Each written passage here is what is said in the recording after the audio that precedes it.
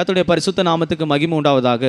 இந்த காலை வேளையில் நம்முடைய தியானத்திற்காக சங்கீதம் 91 சங்கீதம் 10 வசனத்தை நாம் வாசிக்க கேட்போம். சங்கீதம் 91:10.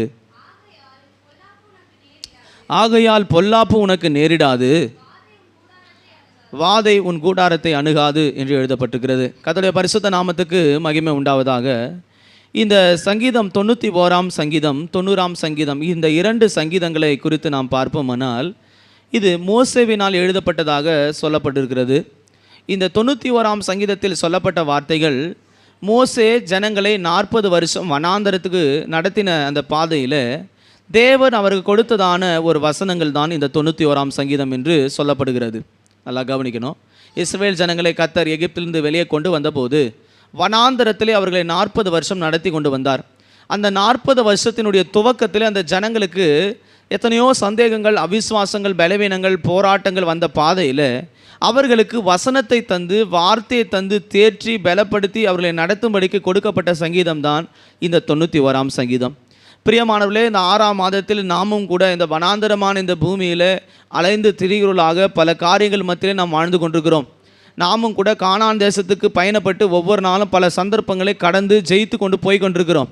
நம்மை ஆற்றவும், தேற்றவும், தேறுதல் படுத்தவும், நம்மை நடத்தவும் அருமையான வசனங்களை நமக்கு கத்த தந்திருக்கிறார். இன்றைக்கி ஒரு வேளை இந்த காலை வேளையில் நான் இந்த வனாந்தரத்தின் பாதையில் போயிட்டு இருக்கிறேன், நான் போய் சேர வேண்டிய பாதை எப்படி இருக்கும், தேவன் நமக்கு வாக்கு பண்ணின வாக்குத்தத்தை நான் சுதந்திரிப்பேனா, கொடுத்த வாக்குத்தத்தங்கள் ஒருவேளை நிறைவேறாமல் போனால் என்னவாகும், இப்படியெல்லாம் மனக்குழப்பத்தோடு கூட நாம் இங்கே உட்கார்ந்துருக்கலாம். தேவன் உங்களை சந்தித்து இந்த காலை வேளை பேச விரும்புகிறது. அவர் சொல்லியும் செய்யாது இருப்பாரோ, சொன்னதை செய்கிறவர், அவருடைய நாமம் வாக்குத்தத்தத்தில் உண்மை உள்ளவர். வனாந்தரத்திலே காணப்பட்டதான ஜனத்திற்கு சொல்லப்பட்டதான செய்தி, உன்னதமானவருடைய மறைவுக்குள்ளே நீ காணப்படுகிறாய். யோசிச்சு பாருங்கள், வனாந்தரத்தில் போய் எதாவது கிடைக்குமா? சாப்பாடு கிடைக்காது, ஒதுங்க மரஞ்செடி கிடையாது, இயற்கை சீற்றங்கள்லாம் மோசமாக இருக்கும். கடந்த வாரத்தில் நியூஸில் பாருங்கள், ராஜஸ்தான் நினைக்கிறேன், வனாந்தரத்தில் ஒரு 60-70 பேர் வேனில் போயிருக்கிறாங்க. தண்ணி தாகம் எடுத்து தண்ணி கிடைக்காம 50 பேரும் ஒரே இடத்துல செத்துருக்குறாங்க தண்ணி தாகத்தினால. ஆனால் இந்த ஜனங்கள் 40 வருஷம் வனாந்தரத்தில் தண்ணீர் இல்லாமல், உணவு இல்லாமல், எந்த விதமான ஏதுக்கள் இல்லாமல் வனாந்தரத்தில் நடந்தாலும் தேவனுடைய வசனமானது அந்த ஜனங்களை நடத்த வேண்டிய பாதையிலே அவர்கள் நடத்தி கொண்டு வந்தது. இந்த 91 சங்கீதம் என்பது வனாந்தரத்தின் பாதையினூடாய் போய்கொண்டிருக்கிற தேவ ஜனத்திற்கு ஆறுதல் படுத்தவும், தேர்தல் படுத்தவும், நிச்சயமாய் அவருடைய வாக்கத்தை சுதந்திரிப்போம் என்ற நம்பிக்கையை நமக்கு தருகிறதாக காணப்படுகிறது. கர்த்தருடைய பரிசுத்த நாமத்துக்கு மகிமை உண்டாவதாக. நாமும் கூட எகிப்தின் அடிமைத்தனமாகிய உலகத்திலிருந்து மீட்டெடுக்கப்பட்டு தேவ சமூகத்துக்கு வந்திருக்கிறோம். ஒரு நாட்களை விக்கிரகத்தை ஆராய்ச்சி கொண்டிருந்தோம், ஒரு நாள் ஆண்டவருக்கு தூரமாய் காணப்பட்டோம், ஒரு நாளுக்கு தேவனை அறியாமல் வாழ்ந்து கொண்டிருந்தோம், பாவம் செய்து கொண்டிருந்தோம். ஆனால் தேவன் நம்மை கிருபையாய் நேசித்து அடிமைத்தன வீடாக எகிப்திலிருந்து நம்மை இன்ப கானானின் பாதைக்கு கொண்டு வந்திருக்கிறார். அந்த பாதை ரொம்ப சுலபமான பாதை அல்ல, கொஞ்சம் வனாந்தரமான பாதை தான். கொஞ்ச நாட்களுக்கு இந்த வனாந்தரத்தின் பாதையிலே நாம் நடக்க வேண்டியது இருக்கிறது. பிரியமானவர்களே, ஆண்டவர் சீக்கிரமாய் வரப்போகிறார். அந்த வருகையான அந்த கானான் பாலும் தேனும் ஓடுகிறதான பரலோக ராஜ்யத்தை சென்றடையும் முன்பாக இந்த வனாந்தர பாதையை நாம் கடக்க வேண்டியது இருக்கிறது. இந்த வனாந்தரத்தின் பாதையிலே கடப்பதற்கு தான் வசனம் சொல்லப்பட்டிருக்கிறது. அவர்களை அவருடைய மறைவிலே அவர் நடத்தி கொண்டே வந்தாராம். இதை தான் 91 சங்கீதத்தில் வாசிக்கிறோம். பயப்படாதீங்க, அவருடைய மறைவில் உங்களை நடத்துவார், உங்களுக்கு எந்த சேதம் வராது. இந்த ஒவ்வொரு வார்த்தைகளும் பயத்தோடு கலக்கத்தோடு வனாந்தரத்தில் நடந்து கொண்டிருந்த ஜனங்களை தேற்றி ஆறுதல் படுத்தி கொண்டு போய் கொண்டே இருந்தது. அந்த சங்கீதத்தில் தான் 10 சங்கீதம் நாம் வாசிக்கிறோம், வாதை உன் கூடாரத்தை அணுகாது. இந்த காலைவேளை நம்முடைய தூது கர்த்தர் நமக்கு அனுப்புகிறதான வார்த்தை, வாதை உன் கூடாரத்தை அணுகாது. இன்றைக்கி அநேகருடைய வாழ்க்கையில் வாதை குறித்தான ஒரு பெரிய கவலைகள் இருக்கிறது. இன்றைக்கி அநேக குடும்பங்களில் வாதைகள் காணப்படுகிறது. வாதன்னு சொன்னவுடனே வியாதி, பலவீனங்கள், நாசமோசங்கள், சாபங்கள், போராட்டங்கள், இப்படி பலவிதத்தில் வாதைகள் வருகிறதை பார்க்கலாம். இஸ்ரவேல் ஜனங்களுடைய நாட்களில் தேவன் எகிப்தியருக்கு 10 விதமான வாதைகளை அனுப்பினதாக வேதத்தில் வாசிக்கிறோம். 10 வாதைகளாலே ஜனங்களை வாதித்தார். இந்த கடைசி காலங்களில் பாருங்கள், எங்கு பார்த்தாலும் வாதைகள் தான், எங்கு பார்த்தாலும் வியாதி, எங்கு பார்த்தாலும் போராட்டம், எங்கு பார்த்தாலும் வாதைகளால் ஜனங்கள் தாக்கப்பட்டு கொண்டிருக்கிறார்கள். ஆனால் கர்த்தருடைய பிள்ளைகளுக்கு தேவன் தரும் வாக்குத்தத்தமானது, வாதை நம்முடைய கூடாரத்தை அணுகாது. ஹல்லேலூயா. அப்போ வேதம் என்ன சொல்லுகிறது? அந்த வசனத்தை நாம் வாசிக்கும் போது, பொல்லாப்பு உனக்கு நேரிடாது. இந்த பிசாசின் வல்லமைக்குள்ளே சூழ்ந்திருக்கிற இந்த உலகத்தில் தேவன் உம்மை குறித்து சொல்வது, பொல்லாப்பு உங்களுக்கு நேரிடாது. இன்றைக்கி அநேகருக்கு பொல்லாப்பு செய்வதற்கு பிசாசான சுற்றி திரிகிறான். பிசாசுக்கு பல பெயர்கள் உண்டு. அதில் ஒரு பெயர் பொல்லாங்கன், பொல்லாப்பு செய்கிறவன். எபேசியர் புஸ்தகம் 6ஆம் அதிகாரத்தினுடைய 16ஆம் வசனத்தை வாசிக்கும் போது, பொல்லாங்கான் எய்கிற அக்கினி ஆஸ்திரங்களை அவித்து போடத்தக்கதாய் தேவனுடைய சர்வாயுத வர்க்கத்தை தரித்து கொள்ளுங்கள் என்று அங்கே எழுதப்பட்டிருக்கிறது. 6:16.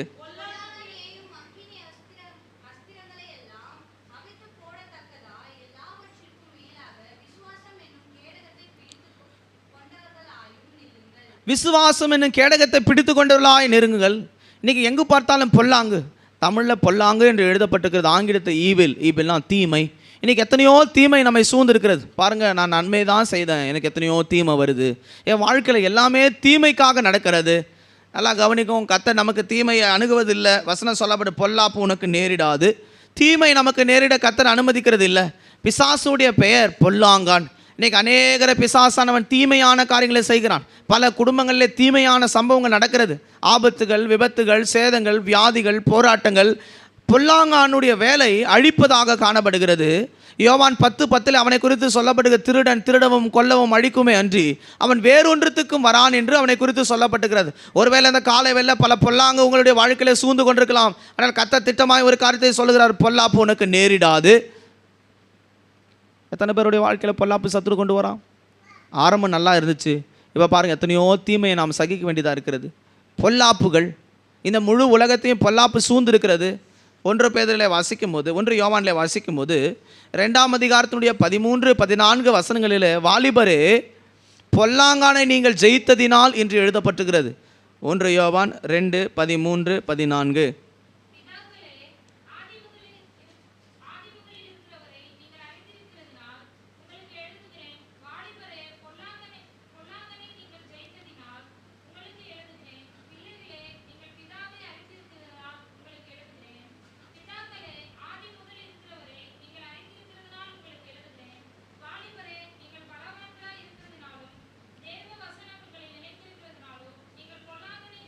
தேவ வசனம் உங்களுக்குள் நிலைத்திருக்கிற வாலிபரே, நீங்கள் பொல்லாங்கன் ஜெயித்ததினாலே உங்களுக்கு எழுதுகிறேன்.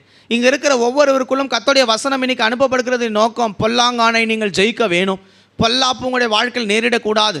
இன்றைக்கி எங்கே பார்த்தாலும் சேதங்களும் ஆபத்துகளும் விபத்துகளும் கலக்கங்களும் கண்ணீர் நிறைந்த ஒரு உலகத்தில் நாம் வாழ்ந்து கொண்டிருக்கிறோம். வசனம் சொல்லப்பட்டுகிறது, பொல்லாப்பு உனக்கு நேரிடாது. நம்முடைய தூது வாதை உன் கூடாரத்தை அணுகாது. இந்த வசனத்துடைய அடுத்த பகுதி நாம் வாசிக்கும் போது, வாதை உன் கூடாரத்தை அணுகாது என்று எழுதப்பட்டிருக்கிறது. இதனுடைய முதல் பகுதியில் வாசிக்கும் போது, பொல்லாப்பு உனக்கு நேரிடாது.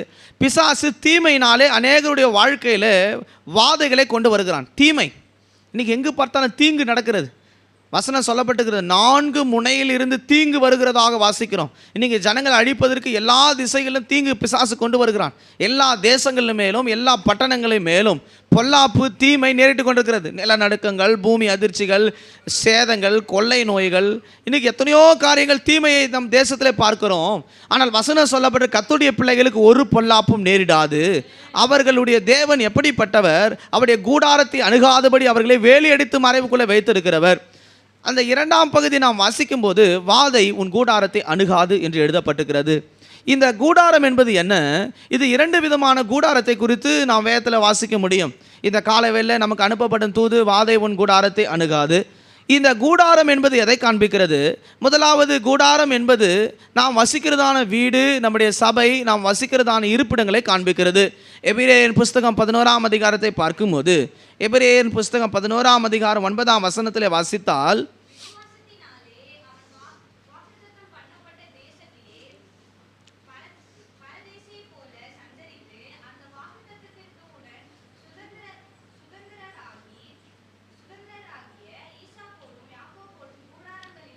கர்த்தருடைய பரிசுத்த நாமத்துக்கு மகிமை உண்டாவதாக. ஆபிரகாமை குறித்து, முற்பிதாக்களை குறித்து சொல்லப்பட்டிருக்கிறது. எபிரேயர் 11ஆம் அதிகாரத்தின் 9ஆம் வசனத்தில், அவர்கள் கூடாரங்களிலே தங்கியிருந்தார்கள். கூடாரம் என்பது அது பர்மனெண்ட்டானது அல்ல, அது நிரந்தரமானது அல்ல, அது தற்காலிகமானது. இன்றைக்கி நம்முடைய வாழ்க்கையில் இந்த பூமியில் தற்காலிகமான ஒரு வீட்டுக்குள்ளே நம்ம வாழ்ந்து கொண்டிருக்கிறோம்.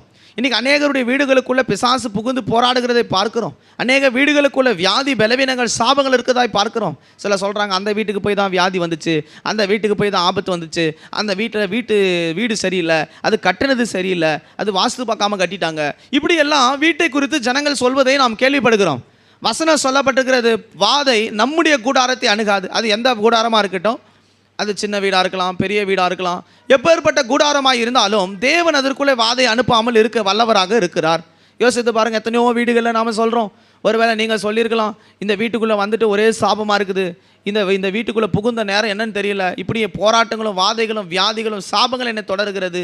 வசனம் சொல்லப்பட்டிருக்கிறது, நாம் எங்கே இருக்கிறோமோ அந்த வாதை அந்த வீட்டுக்குள்ளே வராதபடி தேவன் வேலை எடுக்கிறவர். கர்த்தருடைய பரிசுத்த நாமத்துக்கு மகிமை உண்டாவதாக. அப்போ முதலாவது கூடாரம் என்பது நாம் தங்கியிருக்கிற வீட்டை, இடங்களை காண்பிக்கிறது. இரண்டாவது கூடாரம் என்பது நம்முடைய சரீரத்தை காண்பிக்கிறது. இதை நாம் எங்கே வாசிக்கிறோம்? வேத வசனத்தை நாம் பார்க்கும்போது 2 பேதுருவின் புஸ்தகம் 1ஆம் அதிகாரம் 13-14 வசனத்தை வாசிக்கும் போது 2 பேதுரு 1ஆம் அதிகாரம் 13-14.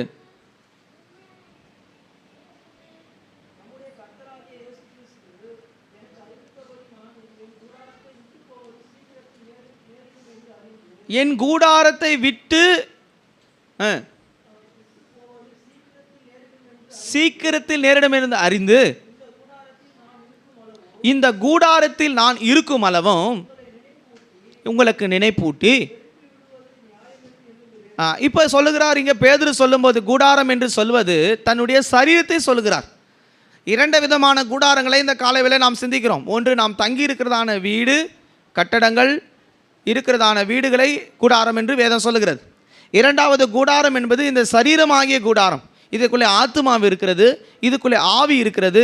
கொஞ்ச காலம் இந்த பூமியிலே தேவன் கொடுக்கப்பட்ட காலம் எவ்வளவோ அத்தனை காலங்கள் இந்த பூமியிலே இந்த கூடாரத்தில் நாம் இருக்கிறோம். அதனால் பேதுரு சொல்லுகிறார், இந்த கூடாரத்தை விட்டு நான் போக வேண்டிய ஒரு காலம் வருகிறது. அப்போஸ்தலனாகிய பவுல் சொல்லும்போது 2 கொரிந்தியர் 5:4 வசனத்தில் சொல்லும்போது இந்த கூடாரத்திலே நாங்கள் தவிக்கிறோம் என்று எழுதப்பட்டிருக்கிறது. அப்போ கூடாரம் என்பது சரீரத்தையும் காண்பிக்கிறது. இன்றைக்கி அநேகருடைய சரீரங்களுக்குள்ளே வாதை போராடுகிறது. பலவீனம், சரீரத்தின் சில அவயங்களில் போராட்டம், சில அவயங்களில் வலி வேதனைகள், இப்படியெல்லாம் பல வாதைகள் சரீரத்தமாகிய கூடாரங்களுக்குள்ளே போராடுகிறது. பிரியமானவர்களே, கூடாரம் என்பது 2 காரியத்தை காண்பிக்கிறது. முதலாவது, கூடாரம் என்பது நாம் தங்கியிருக்கிற இடம், வீடு, குடியிருப்பு. இரண்டாவது காரியம் சொல்லப்பட்டிருக்கிறது, கூடாரம் என்று சொல்வது நம்முடைய சரீரம். இந்த 2 கூடாரத்திலும் வாதை வரக்கூடாது. இன்றைக்கி அநேக வீட்டுக்குள்ளே வாதை வருது. சில பேர் சொல்கிறா பாருங்க, எப்போ பாரு எங்கள் வீட்டுக்குள்ளே பாம்பு வருது, எப்போ பாரு எங்களுக்கு வீட்டுக்குள்ளே வந்து விஷ பூச்சிகள் வருது, சில பிரச்சனைகள் வந்துக்கிட்டே இருக்குது. சில சொல்கிறோம், அந்த வீட்டுக்கு போகும்போது ஆக்சிடென்ட் நடந்துச்சு, இந்த இடத்துல இருக்கும்போது தான் பிரச்சனை வருது. கர்த்தருடைய பிள்ளைகளுக்கு வேதம் என்ன சொல்லுகிறது? அவர்கள் எங்கே தங்கியிருந்தாலும், அவர்களுடைய கூடாரமாகிய சரீரமானாலும் வீடானாலும் அங்கே வாதை அணுகாது, கூடாது என்று வேதம் சொல்லப்பட்டிருக்கிறது. இன்றைக்கி எத்தனை பேருடைய வீடுகளில் வாதை புறப்பட்டு வந்திருக்கிறது? எத்தனை பேர் குடும்பங்களுக்குள்ளே வாதை தாக்கப்பட்டு கொண்டிருக்கிறது? ஏன் கர்த்தர் வாதை அனுமதிக்கிறார்? ஏன் வாதைகள் உள்ளே வருகிறது? இதை நாம் சிந்திக்க வேணும். வசனம் சொல்லப்பட்டிருக்கிறது, வாதை உன் கூடாரத்தை அணுகாது என்று. ஆனால் அநேகர் குடும்பங்களுக்குள்ளே, வீடுகளுக்குள்ளே, சரீரங்களுக்குள்ளே வாதை வருகிறது. ஏன் வாதைகளை கர்த்தர் அனுமதிக்கிறார்? வேத வசனங்களை நாம் பார்க்கும்போது ஏன் வாதைகளை கர்த்தர் அனுப்புகிறாராம்? யாத்ராமத்தின் புஸ்தகம் 3ஆம் அதிகாரத்துடைய 19-20 வசனங்களை நாம் பார்க்கும்போது, யாத்ராமத்தின் புஸ்தகம் 3:19-20.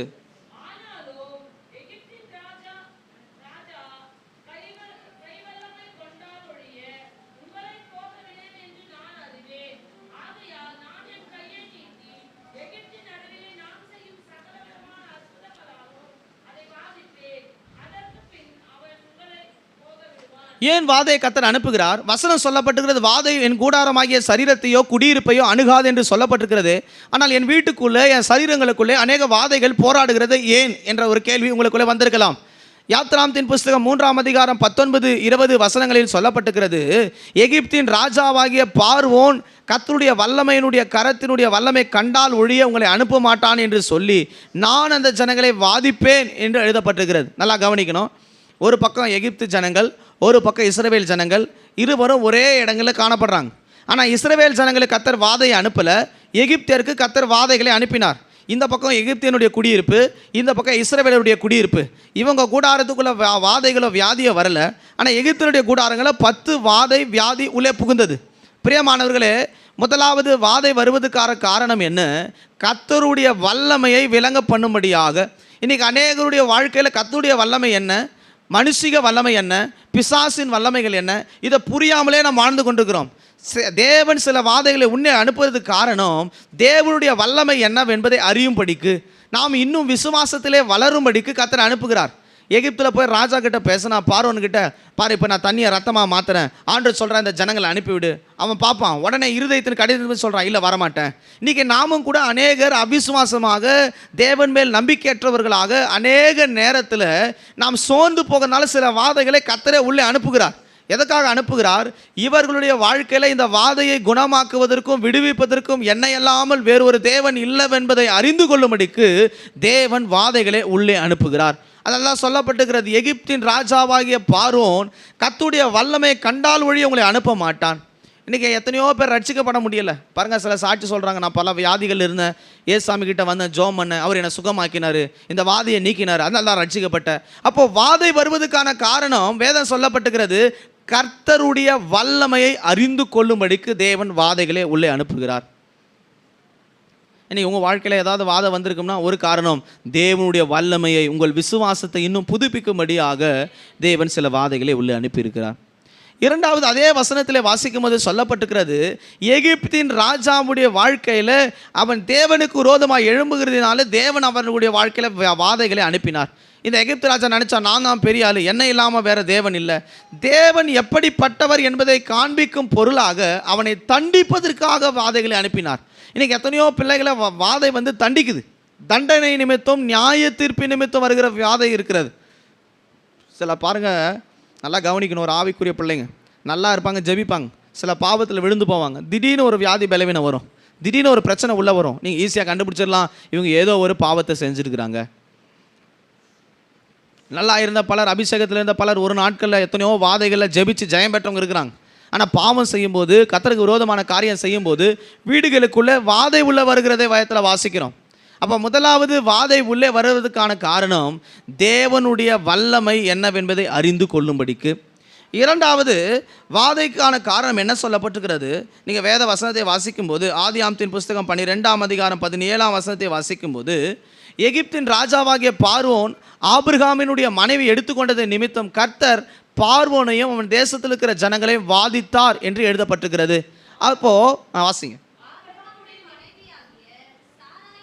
சாராயை நிமித்தம் பார்வோனையும் அவன் வீட்டாரையும் மகாவாதைகளினாலே வாதித்தார்.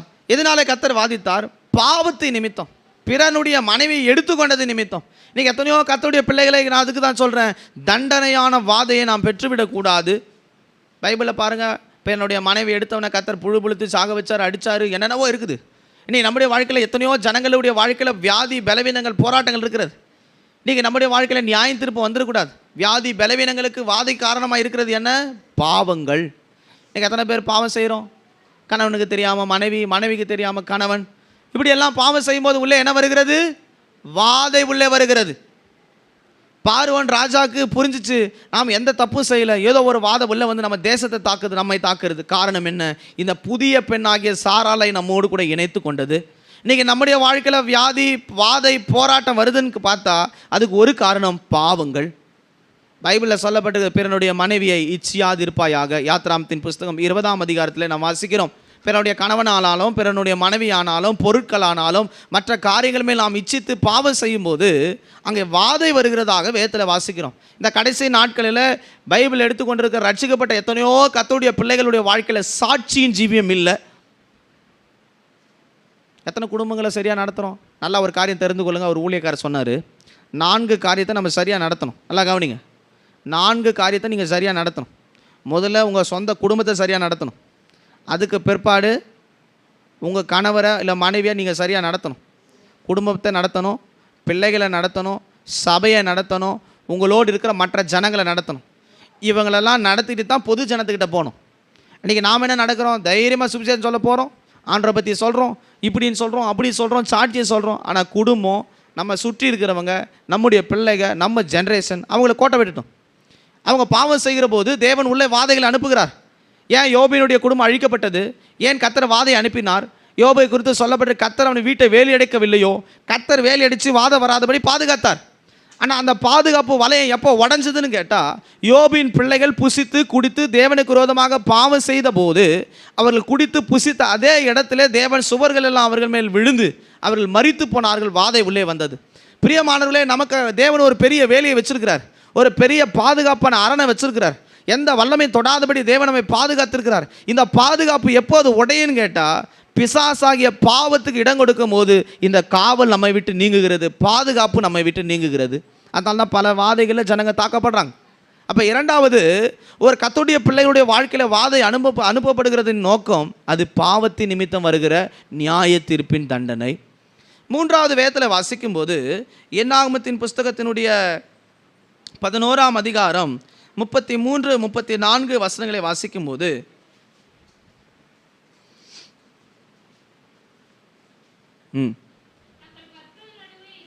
தங்கள் பற்களின் நடுவே இருக்கும் இறைச்சியை கர்த்தருடைய கோபம் ஜனங்களுக்குள்ளே மூண்டது, மகா பெரிய வாதையினால் வாதித்தார், இச்சித்த ஜனங்கள் எல்லாரும் அடக்கம் பண்ணப்பட்டார்கள். நல்லா கவனிக்கணும், இஸ்ரவேல் ஜனங்களை கர்த்தர் வனாந்திரத்தில் நடத்தி கொண்டு போகிறார். அந்த ஜனங்களுக்கு கர்த்தர் மன்னாவை தந்தார், புசித்தாங்க. கொஞ்ச நேரத்தில் கேட்குறான், மன்னாவை மட்டும்தான் தர முடியுமா இந்த தேவன், இறைச்சியை தர முடியாதா? இறைச்சிக்காக அந்த ஜனங்கள் தேவ சமூகத்தில் ஆண்டவரை கோபப்படுத்தி முறுமுறுத்ததை குறித்து நாம் வேதத்தில் வாசிக்கிறோம். இறைச்சியின் மேலே இச்சித்து கோபப்படுத்தின அத்தனை பேர்களும் அங்கே அடக்கம் பண்ணப்பட்டு மரித்து போனார்களாம். இது எதை காண்பிக்கிறது? ஏன் இந்த வாதை உள்ளே வந்தது? மாம்சத்தினுடைய ஆசையை திருப்திப்படுத்தும்படி நினைப்பவருடைய வாழ்க்கையில் வாதைகள் உள்ளே வருகிறது. இன்றைக்கி அநேகர் மாம்சத்தை திருப்திப்படுத்த நினைக்கிறோம். இந்த மாம்சம் சொல்லுது, குடி, வேசித்தனம் பண்ணு, விபச்சாரம் பண்ணு, தண்ணியை சாப்பிடு, இதை பண்ணு, அதை பண்ணு. உலகத்தின் பாவத்தை மாம்சம் திருப்திப்படுத்த சொல்லுகிறது. இறைச்சி அவர்களுடைய பற்களில் இருக்கும்போதே தேவன் அவர்களை அடக்கம் பண்ணும்படியாக அடித்தாராம். மாம்சத்தை எத்தனை பேர் திருப்திப்படுத்த நினைக்கிறோம்? பைபிளில் சொல்லப்பட்டிருக்கிறது, புசிப்போம் குடிப்போம் தேவனுடைய ராஜ்யம் அல்ல. எது கர்த்தர் கொடுக்குறாரோ சந்தோஷமாக ஏற்றுக்கொள்ளணும். இன்றைக்கி பாருங்கள், பல குடும்பங்களில் சாப்பாடு இல்லை, இது இல்லை, அது இல்லை. டாக்டர் சொல்லுவான், இதெல்லாம் சாப்பிடாத, இதெல்லாம் சாப்பிட்டா தான் அவனுக்கு நல்லது. உடனே ஃபுட்டை வந்து கண்ட்ரோல் பண்ணிடுறோம். ஆனால் வசனம் சொல்லுது, நீங்கள் இப்படி தான் கண்ட்ரோல்டாக தான் இருக்கணும், இப்படி தான் ஜெபிக்கணும், இப்படி தான் உணவு முறையை மாற்றணும்னு சொன்னால் நாம் ஏற்றுக்கொள்கிற பக்குவம் இல்லை. அந்த ஜனங்கள் மாம்சத்தின் மேல் ஆசைப்பட்டு இறைச்சியை புசித்தது நிமித்தம் இச்சித்த யாவரும் வனாந்தரத்தில் அடக்கம் பண்ணப்பட்டார்கள். கர்த்தர் அவர்களை மகாவாதையினால் வாதித்தார் என்று வேதத்தில் வாசிக்கிறோம். அப்போது தேவனை கோபமுற்றினது எதுன்னு கேட்டால் மாம்சத்தினுடைய திருப்தி. இன்றைக்கி நிறைய பேர் மாம்சத்தை திருப்தியாக நினைக்கிறோம், இந்த மாம்சம் சொல்கிறதெல்லாம் செய்கிறோம். பைபிள் வசனத்தை நீங்கள் சரியாக வாசிப்பீங்கன்னு சொன்னால் மாம்சமும் அதன் ஆசை இச்சையும் அழிந்து ஒழிந்து போய்விடும். மாம்சம் எல்லாம் புல்லை போலும், அதன் மகிமை எல்லாம் புல்லின் மேலே இருந்த பனியை போலும் இருக்கிறது. இன்றைக்கி இருக்கிறவங்க நாளைக்கு இருக்க மாட்டாங்க, நிச்சயம் இல்லை. ஆனால் இந்த மாம்சத்தை திருப்திப்படுத்த நினைக்கிறோம். இது சொல்லுது, இந்த மாதிரி ட்ரெஸ்ஸை போடு, இந்த மாதிரி சாப்பிடு, இப்படி சுற்று, இப்படி இரு, உலகம் பிரகாரமாக காரியங்களை செய். இது எல்லாம் மாம்சத்தை திருப்திப்படுத்துவது. அவங்கள பார்த்தா இப்படி நல்லா இருக்கிறாங்களே, அவங்கள போல் நாம் இல்லையே. மாம்சத்தை திருப்திப்படுத்த நினைக்கும் போது தான் உள்ளே வாதைகள் வருகிறது. இன்றைக்கி எத்தனையோ பேருடைய மாம்ச ஆசை இச்சைகளை கட்டுப்படுத்த முடியாதனால தான் உள்ளே பிசாசு வாதைகளை கொண்டு வருகிறான். தேவனும் வாதைகளை உள்ளே வருவதுக்கு அனுமதி கொடுக்கிறார். மாம்சத்தை கட்டுப்படுத்த முடியுது அவங்களால? மாம்சம் சொல்லும், பைபிள் சொல்கிறது, மாம்சத்தின் நிச்சயம் கண்கள் நிச்சயத்தையும் ஜீவனத்தின் பெருமையும் பிசாசினாலே உலகத்தினாலே உண்டானவைகள், அவர் தேவனால் உண்டானவைகள் அல்ல. நீங்கள் நிறைய பேருடைய வாழ்க்கையில் மாம்ச இச்சையை ஜெயிக்க முடியலை. மாம்சம் சொல்கிறபடி நாம் போகக்கூடாது, மாம்சமும் கண்ணும் சொல்கிறபடி நாம் ஜீவிப்போம். ஆனால் நாம் தண்டிக்கப்படுகிற நியாயத்திற்பான வாதைகள் உள்ளே வரும். இன்றைக்கி பல ஊழியக்காரங்க விசுவாசிங்க வாதையினால் தண்டிக்கப்படுகிற காரணம் மாம்சத்தை திருப்திப்படுத்த நினைக்கிறவர்கள். அடுத்து வேதத்தில் வாசிக்கும் போது ஏன் வாதை வந்தது? நான்காவது வாசிக்கும் போது 1 சாமுவேலின் புஸ்தகம் 5ஆம் அதிகாரத்தினுடைய 5, 6, 7, 8, 9 வசனங்களை வாசிக்கும் போது, இங்கே வாசிக்கும் போது நாம் வேதத்தில் என்ன வாசிக்கிறோம்?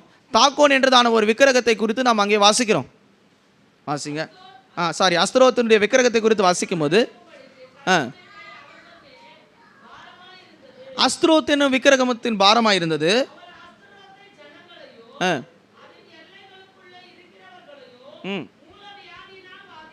மூல வியாதியினாலே கர்த்தர் வாதித்தார். இப்படி நடந்ததை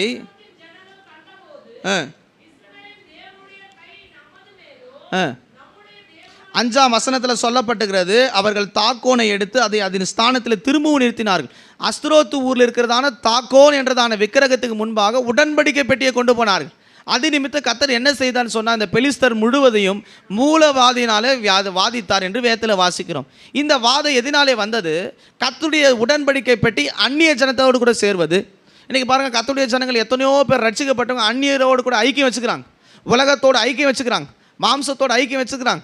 நான் சொல்கிறேன், இங்கே ரட்சிக்கப்பட்ட ஞானஸ்தானம் பெற்ற பிறகு நம்ம உலகத்தோடு ஐக்கியம் வரக்கூடாது. திருமண காரியத்தில் ரொம்ப கவனமாக இருக்கணும். மற்ற காரியத்தில் ரொம்ப கவனமாக இருக்கணும். உங்கள் ஐக்கியம் தேவனோடும் தேவனுடைய பிள்ளைகளோடு தான் இருக்கணும். உலக பிரகாரமான காரியத்துக்கு நீங்கள் இடம் கொடுப்பீங்கன்னு சொன்னால் கர்த்தர் மகாவாதையினாலே அவர்களை வாதித்தார். உடன்படிக்கை பெட்டி, பழைய ஏற்பாட்டின் நாட்களில் உடன்படிக்கை பெட்டி, புதிய ஏற்பாட்டின் நாட்களில் நாம் தான் உடன்படிக்கை பெட்டி. நம்மோடு கூட தேவன் உடன்படிக்கை பண்ணியிருக்கிறார். இங்கே இருக்கிற ஒவ்வொருவரும் ரத்தத்தினாலே ஆண்டவர் உடன்படிக்கை பண்ணியிருக்கிறார். புது உடன்படிக்கையின் ரத்தத்தினாலே நம்மை அவரோடு கூட உடன்படிக்கையிலே ஐக்கியப்படுத்தப்பட்டிருக்கிறோம்.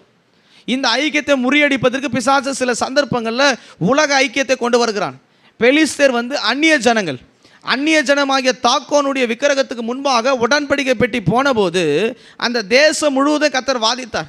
இன்றைக்கி பாருங்கள், கர்த்தருடைய ஜனங்கள் அநேகருடைய வாழ்க்கையில் வாதைக்கு காரணம் என்ன? தேவ ஜனங்கள் அந்நிய ஜனங்களோடு கலந்திருப்பது.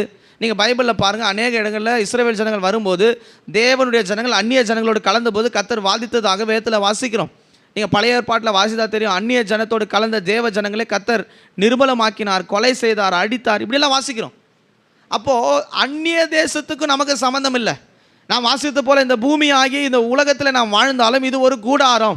நாம் போய் சேர வேண்டிய நிரந்தரமான ஒரு இடம் இருக்கிறது, பரலோக ராஜ்யம் என்ற இடம். அதன் மேல் வாஞ்சை உள்ளவர்கள், அதன் மேல் கவனம் உள்ளவர்கள் இந்த உலக அந்நிய ஜனத்தோட ஐக்கியத்தை வைக்கக்கூடாது. ஒரு சிலங்க சொல்கிறாங்க சாட்சி, தெரியாமல் நான் இவரை திருமணம் பண்ணிட்டேன், தெரியாமல் ரட்சிக்கப்படாத ஆளை நான் திருமணம் பண்ணிட்டேன், நான் அபிஷேகம் பெற்றவன், நான் இந்த சபைக்கு போயிட்டு இருந்தேன், தெரியாமல் இந்த காரியத்தை செஞ்சுட்டேன், அதனால் இன்றைக்கி கர்த்தர் என் குடும்பத்தில் ஒரு பெரிய வாதை கொண்டு வந்திருக்கிறார். இது ஒரு பெரிய நியாய தீர்ப்பு. நீங்கள் பைபிள் வசனத்தை வாசித்தா தெரியும், நோவாவின் நாட்களில் ஏன் தேவன் அந்த ஜனங்களை அடித்தார், ஏன் சோதம் குமாராவின் நாட்களில் ஜனங்கள் கவிழ்த்துப்பட்டார். தேவகுமாரர்கள் மனுஷ குமாரத்திகளோடு கலந்ததினால் தேவன் அவர்களை அடித்ததாக வேதத்தில் வாசிக்கிறோம். அப்போ தேவகுமாரர்களுக்கும் மனுஷகுமாரர்களுக்கும் வித்தியாசம் இருக்குது. இந்த பூமியில் 2 விதமான கூட்டம் இருக்கிறது. ஒன்று தேவகுமாரர்களாக ரட்சிக்கப்பட்ட தேவஜனமாகிய நாம், இன்னொரு பக்கத்திலே உலக மனுஷர்களாகிய உலகத்தால் தேவனை அறியாதிருக்க உலக மனுஷர்கள். இருவருக்கும் சம்பந்தம் இல்லை, ஐக்கியம் இல்லை. நாம் அப்படி ஐக்கியப்படுத்தும் போது சேரும்போது நம்முடைய வாழ்க்கையில கர்த்தர் வாதைகளை கொண்டு வருகிறார். உடன்படிக்கை பெட்டி இருக்க வேண்டிய இடம் தேவனுடைய சமூகம். உடன்படிக்கை பெட்டியாகிய தேவ ஜனங்கள் இருக்க வேண்டிய இடம் எருசலேம் மகாராஜாவினுடைய நகரம், தேவனுடைய ஆலயமாக இருக்கிறது. தேவ சமூகத்தை விட்டு பிரிக்கிற எந்த காரியத்தை நாம் செய்வோமானால் அது வாதையை கொண்டு வரும். பிரியமானவர்களே, எத்தனையோ பேர் தேவ சமூகத்தை விட்டு தூரம் போயிருக்கிறாங்க, அதனால் தேவன் அவர்களை வாதித்திருக்கிறார். நீங்கள் தூரம் போகிற எவ்வளோ தூரம் போகிறீங்களோ அவ்வளோ பிரச்சனைகளை நீங்கள் சேர்த்துக்கிட்டே வரீங்கன்னு அர்த்தம். கர்த்தருடைய பரிசுத்த நாமத்துக்கு மகிமை உண்டாவதாக. 5வது வாதைக்கினுடைய காரணம் என்ன? வேத வசனத்தை நாம் பார்க்கும்போது, நீங்கள் வேத வசனத்தை பாருங்கள். 1 நாளாகமத்தின் புஸ்தகம் 21ஆம் அதிகாரத்தினுடைய 1ஆம் வசனம் 7ஆம் வசனத்தை வாசிக்கும்போது, 1ஆம் நாளாகம் 21ஆம் அதிகாரத்தினுடைய 1ஆம் வசனம் 7ஆம் வசனம்.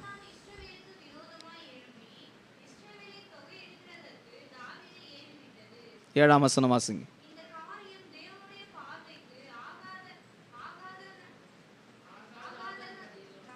ஆகாததாய் கர்த்தர் காணபடியால் கர்த்தர் இஸ்ரவேலை வாதித்தார். ஏன் இஸ்ரவேலரை கர்த்தர் வாதித்தார்? தாவீது என்ற ஒரு மனுஷன் இருந்தான், அவன் ஒரு ராஜா, அபிஷேகம் பண்ணப்பட்டவன். ஆனால் கர்த்தருடைய ஜனங்களை இலக்கம் பார்த்து எண்ணிக்கிட்டு வந்திருந்தான். இது எதை காண்பிக்கிறது? பல அர்த்தங்களை சொன்னாலும் ஒரு அர்த்தம் இவன் பெருமையை காண்பிக்கிறது என்று எடுத்துக்கொள்வோம். ஒரு மனுஷன் பெருமை பாராட்டி எனக்கு இவ்வளோ செல்வம் இருக்கிறது, நான் சேர்த்து வச்சிருக்கிறேன், நான் உலகத்தில் ஒரு பெரிய ஆள் என்று தன்னை எடுத்துக்கொள்ளுகிற நேரத்தில் உள்ளே வாதைகள் வருகிறது. கர்த்தருடைய பிள்ளைகள் எவ்வளவு தாழ்த்துகிறார்களோ தேவ சமூகத்தில் அவ்வளோ கிருபையை பெற்றுக்கொள்ள முடியும். பெருமை பாராட்டுகிறவர்களுக்குள்ளே வாதையை கர்த்தர் அனுமதி கொடுக்கிறார். பிரியமானவர்களே, நாம் பெருமை பாராட்டக்கூடாது. நல்லா பிரசங்கம் பண்ணுவேன், நல்லா பாடுவேன், நல்லா ஆராதிப்பேன், நல்லா அந்நிய பாஷை பேசுவேன், ஊழியம் செய்வேன், இதை செய்வேன், அதை செய்வேன். பெருமை உள்ளவர்களுக்கு தேவன் எதிர்த்து நிற்கிறார். எதை செஞ்சாலும் சரி, நீ 1000 பேர் சபை கொண்டு வந்தாலும் சரி, நீ 10,000 பேருக்கு சாப்பாடு வாங்கி கொடுத்தாலும் சரி, நீ தலைகீழாக நின்று ஜெபம் பண்ணாலும் சரி, எதை செஞ்சாலும் சரி, பெருமை உன் வாயிலே வரும். நான் இதை செய்தேன், நான் இல்லாமல் செய்ய முடியாதுன்ற வார்த்தை உள்ளே வரும்போது கர்த்தர் வாதையை உள்ளே அனுப்புகிறார். நேபுகாத்நேச்சருடைய விழுகை எங்கே ஆரம்பித்தது? நான் கட்டின மகா பாபிலோன் என்று சொன்னபோது அவன் விழுந்தான். பெருமை வரும்போது உள்ளே வாதை வருகிறது. இன்றைக்கி நம்முடைய வாழ்க்கையில் பெருமை வருகிறதா? எந்த காரியம் செய்தாலும் என்ன சொல்லணும்? கர்த்தாவே உம்முடைய கிருபை, உம்முடைய தயவு, தேவனுடைய கிருபையில் நாங்கள் இதை செஞ்சுருக்கிறோம், கர்த்தர் தான் இதை செஞ்சார், கர்த்தர் தான் இதை தந்தார், இப்படி சொல்லி பழகணும். நாம் என்ன சொல்கிறோம்? நான் இல்லாமல் நீ ஒன்றும் செஞ்சுருக்க முடியாது, நான் தான் இதுக்கெல்லாம் காரணம். நான் என்ற வார்த்தை ஒரு மனிதனுடைய வாழ்க்கையில் வருமானால் அவர்கள் விழுந்து போவார்கள். விழுந்து போன தூதர்களை பற்றி நாம் வாசிக்கிறோம். வேதத்தில் சொல்லப்பட்டிருக்கு, நான் வானத்துக்கு ஏறுவேன், அப்படி சிங்காசனத்துக்கு மேலாக உயருவேன், நான் உட்காருவேன் சொன்னபோது தேவன் வானத்து அந்த தூதனை கீழே தள்ளி போட்டார். தூதனுக்கே அந்த நிலைமை, மகிமையினால் நிரப்பப்பட்ட தூதனுக்கே அந்த நிலைமைன்னு சொன்னால் மனுஷராக நியமிக்கப்பட்ட நம்முடைய நிலைமை என்னவாகும்? இயேசு கிறிஸ்துக்குள்ள இருந்த தாழ்மையை நாம் படிக்க வேணும். பிலிப்பியர் 2 வாசிக்கிறோம், மரண பரியந்தம், சிலுவையின் மரண பரியந்தம் தம்மை தாமே தாழ்த்தி வெறுமையாக்கினார். ஒரு கர்த்தருடைய பிள்ளைகளுடைய ஆரம்பம் முடிவு தாழ்த்திக்கிட்டே வரணும். தாழ்மை மிக அவசியமானது. பெருமை எங்கே வருகிறதோ அங்கே உள்ளே வாதை வரும். கர்த்தருடைய பரிசுத்த நாமத்துக்கு மகிமை உண்டாவதாக. இப்படி வாதைகளுக்கு அநேக காரணங்கள் வேதத்தில் சொல்லப்பட்டிருக்கிறது. நாம் இந்த 5 காரியங்களை இந்த காலை வேளையிலே படித்திருக்கிறோம். முதலாவது வாதையினுடைய காரணம் என்ன? தேவனுடைய வல்லமையை நாம் அறிந்து கொள்ளும்படிக்காக தேவன் சில நேரங்களில் அநேகருடைய வாழ்க்கையில் வாதைகளை உள்ளே அனுப்புகிறார். இரண்டாவது வாதையினுடைய நோக்கம் காரணம் என்ன? அது என்ன சொல்லப்பட்டிருக்கிறது? பாவத்தின் நிமித்தம் உள்ளே கர்த்தர் வாதைகளை அனுப்புகிறார். மூன்றாவது வாதை ஏன் வருகிறது? மாம்சத்தை திருப்திப்படுத்த நினைக்கிறவர்கள், மாம்ச ஆசை உள்ளவர்களுடைய வாழ்க்கையில் அவர்களுக்குள்ளே வாதையை கர்த்தர் அனுப்புகிறார். நான்காவது ஏன் வாதைகள் உள்ளே வருகிறது? தேவ ஜனங்கள் அந்நிய ஜனங்களோடு ஐக்கியப்படும் போது, தேவ ஜனங்கள் கர்த்தரை அல்லாத ஜனங்களோடு ஐக்கியப்பட்டு போகும்போது அவர்களுக்குள்ளே வாதை வருகிறது. ஐந்தாவது வாதை வருவதற்கான காரணம் பெருமை. அதனுடைய பரிசுத்த நாமத்துக்கு மகிமை உண்டாவதாக. இப்போது நாம் 91 சங்கீதத்துடைய 10 வசனத்துக்கு வருவோம். ஏன் வாதை வந்தது என்று 5 காரியத்தை நான் உங்களுக்கு சொன்னேன். இப்போது வாதை நம்முடைய கூடாரத்தை அணுகாதபடி நாம் என்ன செய்ய வேணும், அதை நாம் சிந்திக்கலாம். அதனுடைய பரிசுத்த நாமத்துக்கு மகிமை உண்டாவதாக. வசனம் சொல்லப்பட்டிருக்கிறது, பொல்லாங்கானாகிய பொல்லாப்பு தீமை ஒன்றும் உங்களுக்கு நேரிடாது, வாதை உங்கள் கூடாரத்தை அணுகாது. கூடாரம் என்பது 2 விதமான கூடாரங்கள் காண்பிக்கிறது. ஒன்று நாம் தங்கியிருக்கிறதான வீடு, குடும்பம், இருக்கிற இருப்பிடம். ரெண்டாவது ஒன்று இருக்கிறது கூடாரம் என்பது இந்த சரீரம். இந்த 2 காரியங்களுக்குள்ளே வாதை உள்ளே வரக்கூடாது. 5 காரியத்தின் நிமித்தம் வாதைகள் உள்ளே வருகிறதாம். ஒன்று தேவனுடைய சமூகத்தில் வல்லமை விளங்கி கொள்ளும்படியான வாதைகள், பாவத்தின் நிமித்தம் வாதைகள், அந்நிய ஜனத்தோடு கலக்கும் போது வாதைகள், இப்படி பெருமை நிமித்தம் வாதைகள், இப்படி தேவ ஜனங்களுடைய வாழ்க்கையில் வருகிற வாதைகளை குறித்து நாம் படித்தோம். ஆனால் இப்போ அந்த வாதைகளை நாம் ஜெயிக்கணும். ஒருவேளை இந்த 5 காரியத்தில் ஏதோ ஒரு காரியத்தில் நாம் விழுந்திருக்கலாம். ஆனால் தேவன் மறுபடியுமாக வாதை உங்கள் கூடாரத்தை அணுகாதபடி வேலையெடுக்க விரும்புகிறார். கர்த்தருடைய பரிசுத்த நாமத்துக்கு மகிமை உண்டாவதாக. இன்னைக்கு கர்த்தருடைய ஜனங்களுடைய வாழ்க்கையில் வாதை வரக்கூடாது. இந்த 10 வசனத்துடைய முதல் பகுதியில் சொல்லப்பட்டிருக்கிறது, ஆகையால் பொல்லாப்பு உனக்கு நேரிடாது, வாதை உன் கூடாரத்தை அணுகாது. இந்த ஆகையால் என்ற வார்த்தை அப்போ ஏதோ ஒரு காரியத்தை கர்த்தர் சொல்ல விரும்புகிறார். ஆகையால்னு சொன்னால் ஏதோ ஒன்று செஞ்சால் தான் இது வராது. என்ன ஆகையால்? 9 வசனம் வாசிச்சு பாருங்க. எனக்கு அடைக்கலமாய் இருக்கிற உன்னதமான தேவனை நீ தாபரமாய் கொண்டாய். ஆகையால், எதனால் ஆகையால்னு சொல்கிறது? எதனால் கர்த்தர் உங்கள் வீட்டை வாதையிலேருந்து பாதுகாப்பன்னு சொன்னா, அடைக்கமாய் இருக்கிற தேவனை தாபரமாய் கொண்டு வர வேண்டும். கர்த்தருடைய பரிசுத்த நாமத்துக்கு மகிமை உண்டாவதாக. யாருடைய குடும்பங்களில் வாதை கூடாரத்தை அணுகாது? தேவனை தன் சொந்த அடைக்கலமாக தாபரமாக மாற்றிக்கொள்ள வேணும். இங்கே வேதத்தில் வாசிக்கும் போது எனக்கு அடைக்கலமாக இருந்த தேவன் என்று மோசே சொல்லுகிறதை வாசிக்கிறோம். அப்போ அடைக்கலம் என்ற வார்த்தைக்கு ஆங்கிலத்தில் ரெஃப்யூஜ் என்று சொல்லப்பட்டிருக்கிறது. அதுக்கு அர்த்தம், அந்த வேத வசனத்தை நீங்கள் வாசித்து பாருங்கள். தமிழில் சொல்லப்பட்டு அடைக்கலமாக இருக்கிற, அடைக்கலமாகிய ரெஃப்யூஜ் என்ற வார்த்தைக்கு பாதுகாப்பான இடம் என்று அர்த்தம். இந்த உலகத்தில் பாதுகாப்பே இல்லாத பூமியில் நாம் வாழ்ந்து கொண்டிருக்கிறோம். நீங்கள் பாருங்கள், சின்ன பிள்ளையிலேருந்து பெரியவங்க வரைக்கும் யாருக்கும் பாதுகாப்பு இல்லை. ஆனால் வசனம் சொல்லப்பட்டிருக்கிறது, எனக்கு அடைக்கலமாக இருக்கிற இடம் என்று மோசே சொன்னதாக வேதத்தில் படிக்கிறோமே. இந்த அடைக்கலமான இடம் எது? அதுதான் கர்த்தருடைய மறைவு. 91 சங்கீதத்துடைய 1 வசனத்தில் சொல்லப்பட்டிருக்கு, உன்னதமானுடைய மறைவில் இருக்கிறவன் சர்வ வல்லவருடைய நிழலில் தங்குவான். அதுதான் பாதுகாப்பான இடம். சேஃபான ஒரு இடம் இந்த உலகத்தில் இருக்குமானால் தேவனுடைய மறைவாகிய பாதுகாப்பான இடம். ஏன் மோசே இதை சொல்லுகிறார்? எனக்கு அடைக்கலமாக இருந்த இடம் எது? இந்த வேத வசனத்தை நீங்கள் சரியாக விளங்கி கொள்ளணும். மோசே பிறந்த நேரத்தில் நடந்த சம்பவத்தை குறித்து நீங்கள் யாத்ராமத்தின் புஸ்தகத்தை வாசிப்பீங்கன்னு சொன்னால் 1 அதிகாரத்தில் சொல்லப்பட்டிருக்கிறது, தேசத்தில் இருக்கிற எல்லா ஆண் குழந்தையும் வெட்டப்பட்டு போனது. ஆனால் மோசேவுக்கு மட்டும் ஒரு பாதுகாப்பான பேடையை கர்த்தர் ஆயத்தம் பண்ணி அந்த பெட்டிக்குள்ளே அவன் பாதுகாக்கப்பட்டான். அதனால் சொல்கிறான், நான் மரிக்க வேண்டியவன். எத்தனையோ பிள்ளைங்க மரித்து போனாங்க, எனக்கு ஒரு நாணல் பெட்டியில் தேவன் என்னை பாதுகாத்தார். ஹல்லேலூயா. எத்தனையோ ஜனங்க அழிந்து கொண்டிருக்கிறாங்க, எத்தனையோ ஜனங்க மரித்து கொண்டிருக்கிறாங்க. ஆனால் ஞானஸ்தானம் என்ற ஒரு சத்தியத்தில் கர்த்தர் நம்மை கொண்டு வந்து தம்முடைய நாணல் பெட்டியிலே பாதுகாத்து கொண்டார். இதுதான் பாதுகாப்பான இடம். மோசே சொல்கிறான், எனக்கு பாதுகாப்பே இல்லைன்னு நினச்சேன், இயேசு என்னை பாதுகாத்தார். அது மாத்திரமல்ல, அவன் கொலை செய்வதற்காக ஒரு மனிதனை உயிரோடு அழித்து புதைத்தி போட்டான். பயந்து போயிட்டான். பார்வோன் நம்ம கொலை செய்ய போகிறான். ஆனால் தேவன் அவர் பாதுகாப்பான மீதியான் தேசத்தில் அவனை ஒளித்து வைத்தார். நமக்கு ஒரு அரணைப்பான ஒரு நகரம் இருக்கிறது, நமக்கு ஒரு பாதுகாப்பான ஒரு இடம் இருக்கிறது, நமக்கு ஒரு மறைவு இருக்கிறது. வேதத்தில் வாசிக்கும் போது நமக்கு ஒரே மறைவிடம் தான், தேவன் நம்முடைய மறைவிடமாக இருக்கிறார். நீங்கள் வேதத்தில் வாசிக்கும் போது 2 சாமுவேலின் புஸ்தகம் 22ஆம் அதிகாரம் 3ஆம் வசனத்திலே வாசிக்கும் போது தாவீது சொல்லுகிறான், எனக்கு உயர்ந்த அடைக்கலமும் புகழிடமும் அவரே. 2 சாமுவேல் 22:3.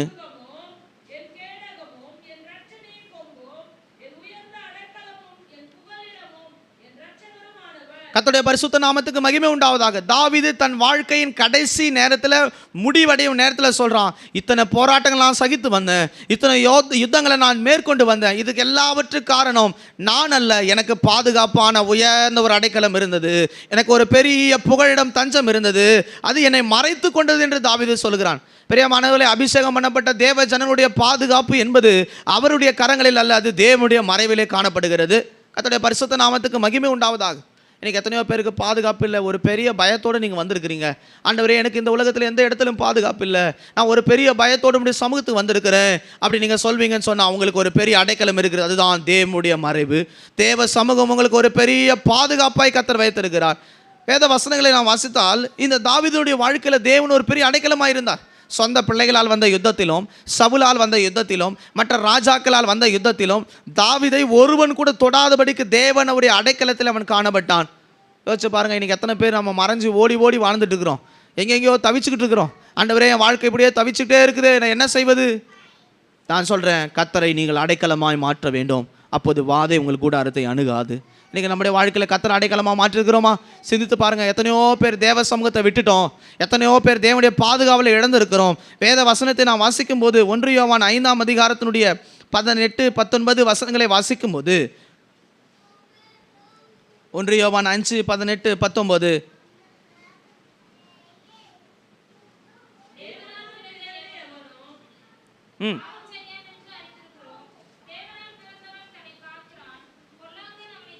பொல்லாங்கன் அவனை தொடாதபடிக்கு இருக்கிற காரணம் என்ன? தேவனால் பிறந்தவன். நமக்கு ஒரு பெரிய அடைக்கலம் இருக்கிறது, புகழிடம் இருக்கிறது, அதுக்கு காரணம் தேவனால் பிறந்தவர்கள். இந்த வசனத்தினுடைய 91ஆம் சங்கீதத்தினுடைய 9ஆம் வசனம் சொல்வான், அடைக்கலமாக இருந்த மோசே சொல்கிறான், நான் பிறக்கும் போதே மறிக்க வேண்டியவன், தேவன் என்னை நாணற்பட்டியில் பாதுகாப்பாக வச்சுருந்தாரு. நான் வளர்ந்த போது பார்வோனால் கொல்லப்பட வேண்டியவன், தேவன் என் மீதியான தேசத்தில் பாதுகாத்து நடத்தினார். அப்படி சமூகம் என்னை பாதுகாத்து நடத்தினது.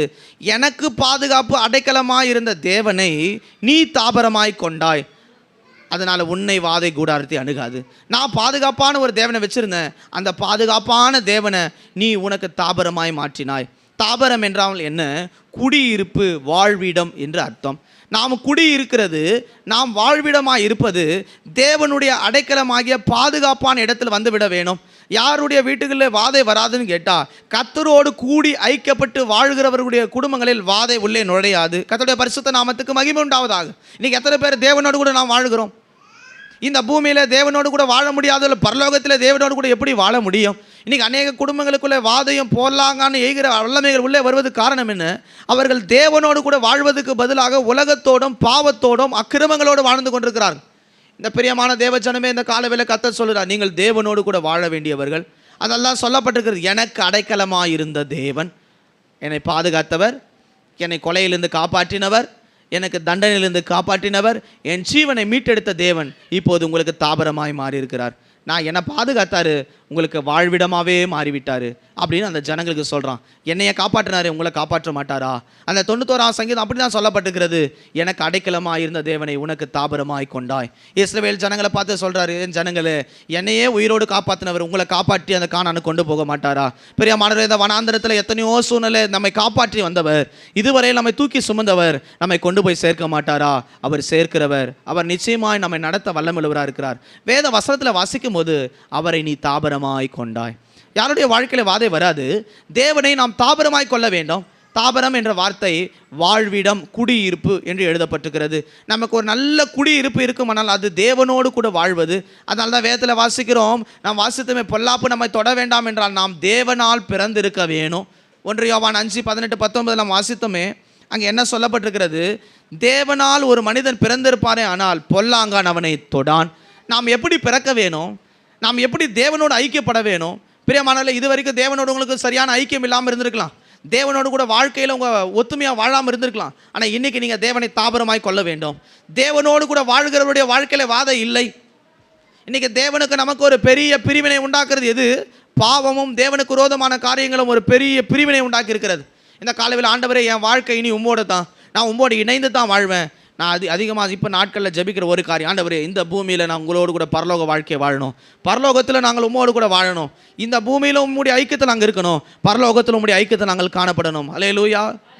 நீங்கள் நிறைய பேர் பூமியில் ஐக்கியமே இல்லை, நடிச்சிருக்கிறாங்க பரலோகத்தில் ஐக்கியப்பட்டுருவனு. அப்படி அல்ல. தேவனால் பிறந்தவர்களுக்கு வாதை நேரிடாது, பொல்லாங்கன் தொடான். ஏன் என்றால் அவர்கள் தேவனுடைய மறைவுக்குள் இருக்கிறார்கள், தேவனுடைய தாபரமாய் கொண்டிருக்கிறார்கள். எப்படி நாம் பிறக்க வேணும்? யோவானின் புஸ்தகத்தை நாம் வாசிக்கும் போது 3ஆம் அதிகாரத்தினுடைய 3-5 வசனங்களை வாசிக்கும் போது, நீங்கள் தேவனுக்குள் பிறந்து ஐக்கியப்பட்டால், இயேசு அவனுக்கு பிரதியுத்தரமாக, மறுபடியும் பிறவாவிட்டால் தேவனுடைய ராஜ்யத்தை காண மாட்டான் என்று மெய்யாகவே உங்களுக்கு சொல்லுகிறேன். 5ஆம் வசனம். இயேசு பிரதியுத்தரமாக, ஒருவன் ஜலத்தினாலும் ஆவினாலும் பிறவாவிட்டால் தேவனுடைய ராஜ்யத்தை பிரவேசிக்க மாட்டான் என்று மெய்யாகவே மெய்யாகவே சத்தியமாகவே சத்தியமாகவே நான் உங்களுக்கு சொல்லுகிறேன். தேவனோடு ஐக்கியப்படுத்துவது எது? ஞானஸ்தானம். தேவனோடு கூட பிறந்தவர்கள் தேவனோடு கூட ஐக்கியப்பட்டிருக்கிறார்கள். அதெல்லாம் சொல்லப்படும். ஞானஸ்தானத்திலே நாம் அவரோடு கூட அடக்கம் பண்ணப்பட்டு அவரோடு கூட நாம் இணைந்திருக்கிறதாக ரோமரில் வாசிக்கிறோம். நாம் தேவனோடு ஐக்கியப்பட்டு வாழ வேண்டுமானால் ஞானஸ்தானத்தை பெற்றிருக்கணும். நாம் தேவனோடு பிறந்திருக்க வேணும். தேவனுக்குள் பிறந்தவர்களை பொல்லாங்கான் தொடான், வாதை அவர்களை தொடாது. அப்போ நமக்கு தாபரமாய் தேவனோடு ஐக்கியப்பட வேண்டுமானால் தேவனுக்குள் நாம் பிறந்திருக்க வேணும். எப்படி பிறக்கணும்? முதலாவது ஜலத்தினால் நாம் பிறந்திருக்கணும். ஜலம் என்பது என்ன? ஞானஸ்தானம். அதனால தான் மோசே சொல்கிறான், மோசே என்ற வார்த்தையின் அர்த்தம் ஜலத்திலிருந்து எடுக்கப்பட்டவன். ஜலத்திலிருந்து எடுக்கப்பட்டவனுக்கு ஒரு பெரிய அடைக்கலம், பாதுகாப்பான தாபரம் இருக்கிறது. பொல்லாங்கு வாதை அவனுக்கு நேரிடாது, சத்துரு அவனை தொட முடியாது. ஏனால் அவன் ஜலத்திலிருந்து எடுக்கப்பட்டவன். நாம் ஜலத்தினாலும் ஆவியினாலும் பிறக்கப்பட்டிருக்கணும். மோசே 2 அனுபவத்தை பெற்றிருந்தான். மோசே முதலாவது ஜலத்திலிருந்து எடுக்கப்பட்டான், 2வது அக்கினியிலிருந்து கர்த்தர் அவனோடு கூட பேசினார். அது அபிஷேகத்துக்கு அடையாளமாக இருக்கிறது. 2 விதத்தில் ஒரு கர்த்தருடைய பிள்ளைகள் பிறந்திருக்கணும். ஞானஸ்தானத்தையும் பெற்றிருக்கணும், அபிஷேகத்தை பெற்றிருக்கணும். இது 2ம் தான் தேவனோட ஐக்கியத்தை, தேவனோடு வாழ்கிறதுக்கான அடையாளம். இன்றைக்கி நிறைய பேர் ஞானஸ்தானம் பெறாமல் இருக்கிறீங்க, நிறைய பேர் இன்னும் அபிஷேகம் பெறாமல் இருக்கிறீங்க, இன்னும் தேவ சமூகத்தில் ஆவியின் நிறைவே பெறாமல் இருக்கிறீங்க. அதனால பிசாசின் வாதை உள்ளே வந்து கொண்டிருக்கிறது. ஞானஸ்தானம் பெற்றவர்கள் அடுத்து அபிஷேகத்தை கேட்கணும், அபிஷேகம் பெற்றவர்கள் கனிகளை வரங்களை கேட்கணும். இது வாதைகள் உள்ளே வராதபடி தேவன் ஒரு வேலையை நம்மை குறித்து அடைத்திருப்பார். கர்த்தருடைய பரிசுத்த நாமத்துக்கு மகிமை உண்டாவதாக. வசனம் சொல்லப்பட்டிருக்கிறது, தாபரமாய் கொண்ட ஜனத்திற்கு வாதை கூடாரத்தை அணுகாது. அப்போ நம்முடைய வாழ்விடம், நம்முடைய குடியிருப்பு, நம்முடைய ஐக்கியம் தேவனோடு ஏற்படுத்தும் போது வாதை உள்ளே வராது. அல்லேலூயா. மோசே ஜலத்திலிருந்து எடுக்கப்பட்டவன். 2 விதமான பிறப்பு இருக்குது. ஒன்று ஜலத்தினால் பிறப்பது, இன்னொன்று ஆவியினால் பிறப்பது. மாம்சத்தில் பிறக்கிறதெல்லாம் மாம்சமாக இருக்கும், ஆவியில் பிறக்கிறதெல்லாம் ஆவியாக இருக்கும். நீங்கள் மாம்சத்தில் மாற்றம் பிறந்தீங்கன்னா ஒன்றும் செய்ய முடியாது. அதனால் அநேக குடும்பங்களில் வாதை உள்ளே வருகிறதை வாசிக்கிறோம். யோபை குறித்து யோபு 1ஆம் அதிகாரம் 10ஆம் வசனத்தில் வாசிக்கும் போது, யோபின் வீட்டை கர்த்தர் வேலி அடைத்திருந்தார் என்று வேதத்தில் வாசிக்கிறோம். நம்முடைய வீடு கர்த்தர் தங்கும் வீடாக மாறணும். ஏன் யோபு வீட்டு கர்த்தர் வேலி எடுத்து வாதை வராதபடி வேலி எடுத்து வச்சிருந்தாரு? ஏன்னா யோபு ஜெபிக்கிறவன், ஒவ்வொரு நாளும் அதிகாலையில் பலி செலுத்துகிறவன். இன்னைக்கு கர்த்தருடைய பிள்ளைகள் அநேகர் பலி செலுத்துகிறது இல்லை. தேவனோடு ஐக்கியம் என்பது ஒவ்வொரு நாளும் பலி செலுத்துவது.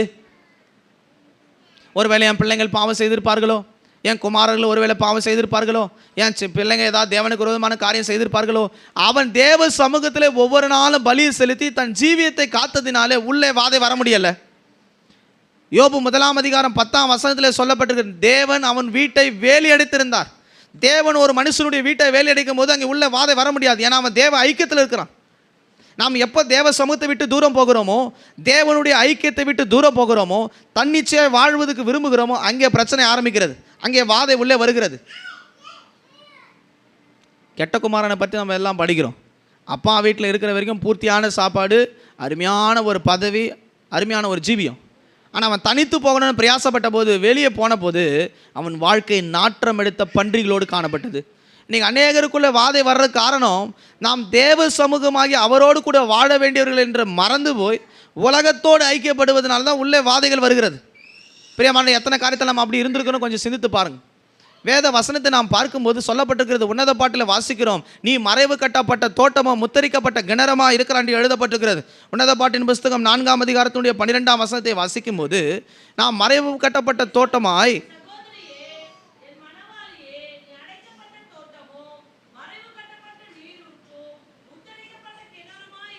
ஒரு பெரிய பாதுகாவலுக்குள்ளே கர்த்தர் வைத்திருப்பது யாரை? அவரோடு கூட ஐக்கியப்பட்டிருக்கிறவர்களை, அவரோடு கூட வாழும்படியாய் வந்தவர்களை. இன்னைக்கு நாம் யாரோட கூட ஜீவித்துக் கொண்டிருக்கிறோம் என்று சிந்தித்து பாருங்க. அதே யோபுடைய வாழ்க்கையில் தங்கள் பிள்ளைகள் பாவம் செய்த போது அந்த வேலி முறிக்கப்பட்டது. கர்த்தர் சாத்தானுக்கு இடம் கொடுத்தார். இன்னைக்கு நாம் பாவம் செய்யும் போது தான் பிசாசு உள்ளே வருவது கர்த்தர் இடம் கொடுக்கிறார். ஒரு கர்த்தருடைய பிள்ளையுடைய வீட்டுக்குள்ள, அவருடைய சரீரமாகிய கூடாரத்துக்குள்ள வாதை அணுகக்கூடாது. வேதம் சொல்லப்பட்டது, வாதை உன் கூடாரத்தை அணுகாது. இன்னைக்கு எத்தனை ஊழியக்காரங்க, எத்தனை விசுவாசிகளுடைய வாழ்க்கையில் வாதை போராடி கொண்டிருக்கிறது. இந்த காலவேளை கர்த்தர் வேரோடு அந்த வல்லமையில் எடுத்து போட விரும்புகிறார். இனி உன் கூடாரத்தில் வாதை அணுகக்கூடாது. கர்த்தருடைய பரிசுத்த நாமத்துக்கு மகிமை உண்டாவதாக. வேத வசனத்தை நாம் பார்க்கும்போது, முதலாவது தேவனால் பிறந்தவர்கள் அவரோடு கூட ஐக்கியம் பண்ணப்படுகிறார். அவர்களை பொல்லாங்கன் தொட முடியாது, வாதை தொட முடியாது. இரண்டாவது சொல்லப்பட்டிருக்கிறது, ஜெபிக்கிற பலி செலுத்துகிற பிள்ளைகளுடைய குடும்பங்களில் வாதை உள்ளே பிரவேசிப்பதில்லை. நாம் கர்த்தரை மாத்திரம் சேவிக்கிறவர்களாக காணப்படணும். யோசுவா சொல்கிறான், யோசுவா 24:15, நானும் என் வீட்டாரும் என்றால் கர்த்தரையே சேவிப்போம். யோசுவாவின் புஸ்தகம் 24:15.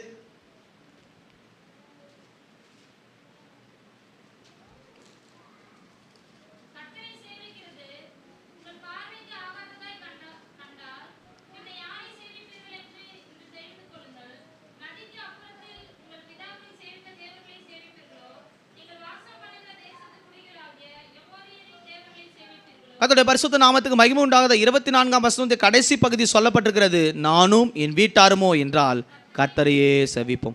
யாருடைய குடும்பங்களில் ஜபம் நடைபெறுகிறதோ, பலி செலுத்தப்படுதோ, அங்கே வாதை இல்லை. யோபு அதிகாலையில் எழுந்து தேவ சமயத்தில் பலி செலுத்தினானாம். இன்னைக்கு அநேகருடைய வாழ்க்கையில் ஜபஜீவியம் இல்லை. 1 மணி நேரம் கூட ஜபிக்காத அநேகர் உண்டு. ஆனால் வாழ்க்கையில் நம்ம சொல்கிறோம், ஆண்டவரே இந்த வியாதி, இந்த பலவீனம், இந்த வாதை என்னை தொடர்ந்து கொண்டே வருகிறது. ஊழியக்காரரோ விசுவாசியோ எங்கே பலி செலுத்தப்படவில்லையோ அந்த குடும்பங்களுக்குள்ளே வாதை அனுமதிக்கப்படுகிறது. இன்றைக்கி இந்த நாளிலிருந்து நீ ஒரு தீர்மானத்தை எடுங்க. ஆண்டவரே, இனி என் வாழ்க்கையில் ஒவ்வொரு நாளும் ஜபத்தோடு கூட ஆரம்பிப்பேன். என் குடும்பங்களுக்குள்ளே வாதை வரக்கூடாது, எங்களை வேலையடையும்.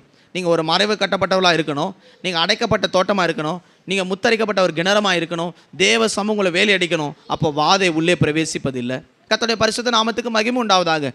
வாதை கூடாரத்தை அணுகக்கூடாது என்று சொன்னால், முதலாவது நாம் செய்ய வேண்டியவை தேவனுக்குள் பிறந்து ஐக்கியப்பட்டிருக்க வேணும். அது ஜலத்தினாலும் ஆவினால் உண்டான ஐக்கியம். அவரோடு கூட வாழணும்னு நினச்சோம்னு சொன்னால், அவரோடு கூட இப்படிப்பட்ட ஐக்கியத்தை நாம் பெற்றிருக்க வேணும். இரண்டாவது, தேவனோடு கூட ஐக்கியப்பட்டிருக்கிறோம் என்று சொல்லுகிறவருடைய ஜீவன் எப்படி இருக்குன்னு கேட்டால், அவர்கள் தேவனோடு நெருங்கி பலி செலுத்திக்கிட்டே இருப்பாங்க. அவங்களுடைய வாழ்க்கையில் ஜபம் இருந்துக்கிட்டே இருக்கும். தேவனோடு நடக்கிறவங்க யாருன்னு கேட்டால், தேவனோடு நெருங்கி ஜீவிக்கிறவங்க. இன்றைக்கி நிறைய பேர் ஜபிக்கிறதே இல்லை. இங்கே இருக்கிறவங்க எத்தனை பேர் ஒரு நாளைக்கு 1 மணி நேரம் ஜபிக்கிறீங்க, கையை தூக்குங்க அப்படின்னு சொன்னோம்னா, பாதி பேர் அரை கை தூக்குங்க, கால் கை தூக்கிங்க, சரி கையே இருக்காது. 1 மணி நேரம் தேவனுக்கு இடம் கொடுக்கல, ஆனால் உன் வாழ்க்கையில் 24 மணி நேரம் தேவன் உன்னை பாதுகாக்கணும்னு நினைக்கிறேன். எப்படி பாதுகாப்பார்? 1 மணி நேரம் தேவ சமூகத்தில் நாம் இடம் கொடுக்கலை, ஜெபிக்கலை. ஆனால் 24 மணி நேரம் கர்த்தர் உங்கள் வீட்டுக்குள்ளே பாதை வராதபடி பாதுகாக்க நினைக்கிறீங்களா? எப்படி முடியும்? நீங்கள் உலக பிரகாரமான ஒரு செக்யூரிட்டியை பாருங்கள், வேலைக்கு நியமிக்கிறாங்க. அவன் சர்டன் டைம் ஒரு 8 மணி நேரம் 6 மணி நேரம் தான் டியூட்டி. அந்த 6 மணி நேரத்தில் நைட் டியூட்டின்னு போட்டால் கூட கொஞ்சம் நேரம் இளைப்பாடுறான், தூங்குறான். அவன் பாதுகாக்கிறது இல்லை. ஆனால் இஸ்ரவேலை காக்கிற தேவன் உறங்குவதும் இல்லை, தூங்குவதும் இல்லை. 24 மணி கூறுகளும் ஒவ்வொரு நொடிகளும் நம்மை பாதுகாக்கிறாரு. நாம் அதிகாலையிலேருந்து பலி செலுத்திருக்கிறோமா? இல்லை தேவனுக்கு ஆலையில் பலி செலுத்துகிற அனுபவம் நமக்குள்ளே இருக்கிறதா? அதனால்தான் உள்ளே வாதைகள் உள்ளே வருகிறது. பிரியமான தேவ சமத்தை நாம் அலட்சியம் பண்ணக்கூடாது. இது கடைசி காலம். பலி செலுத்த வேண்டிய நேரத்தில் தேவ சந்ததியில் நாம் பலி செலுத்த வேணும். அதோடைய பரிசுத்த நாமத்துக்கு மகிமை உண்டாகுது. 4வது, வாதை உள்ளே வராமல் இருப்பதற்கு நாம் என்ன செய்வது?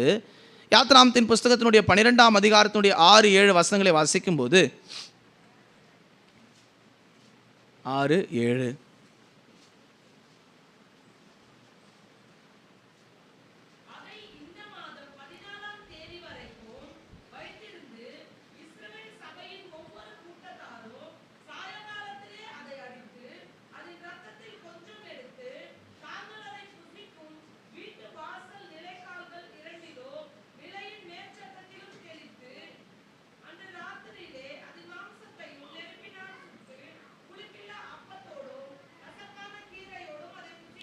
கர்த்தருடைய பரிசுத்த நாமத்துக்கு மகிமை உண்டாவதாக. அடுத்து, தேவனோடு கூட ஐக்கியம் என்பது பஸ்கா, தேவனோடு கூட வாழ்வதற்கான ஐக்கியத்தை உண்டு பண்ணுகிறது. யோவானின் புஸ்தகம் நம்ம எல்லாரும் பரிச்சயமான வசனங்கள். யோவானின் புஸ்தகம் 6ஆம் அதிகாரத்தை நாம் பார்க்கும்போது அங்கே என்ன சொல்லப்பட்டிருக்கிறது? நாம் எல்லாருக்கும் தெரிந்திருக்கிற வசனங்கள் தான். ஆண்டவருடைய வசனம் என்ன சொல்லப்பட்டிருக்கிறது? 53 சொல்லப்பட்டிருக்கிறது. 53, 54.